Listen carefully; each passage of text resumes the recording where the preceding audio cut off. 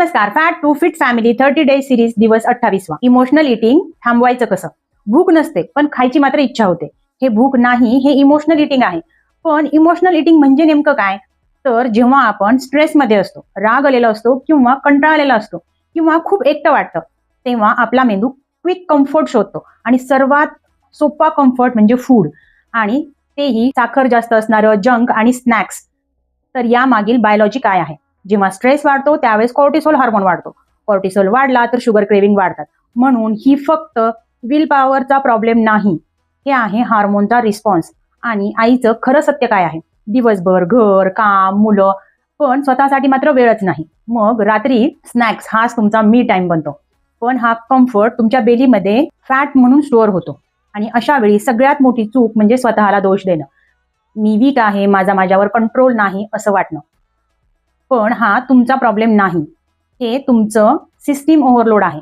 तर साधं सोपं इमोशनल इटिंग कंट्रोल करण्याचा फॉर्म्युला काय आहे?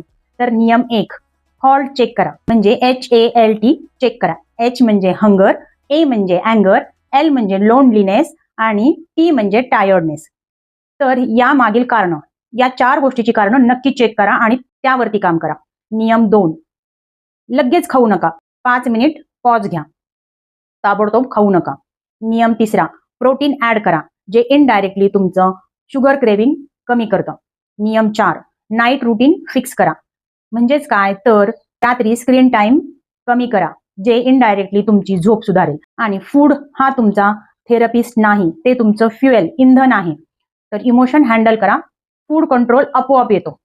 तर इमोशनल इटिंग कंट्रोल करून बेली फॅट सायंटिफिकली, शास्त्रशुद्ध पद्धतीनं कसं कमी करायचं हे मी शिकवते माझ्या free fat to fit belly blueprint वेबिनारमध्ये.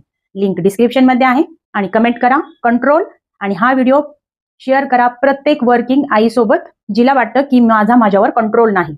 आणि या व्हिडिओला लाईक आणि सबस्क्राईब करायला मात्र विसरू नका. आणि लक्षात ठेवा, स्वस्थ आणि मस्त जगा, fun food fitness doctor Swati सोबत. धन्यवाद.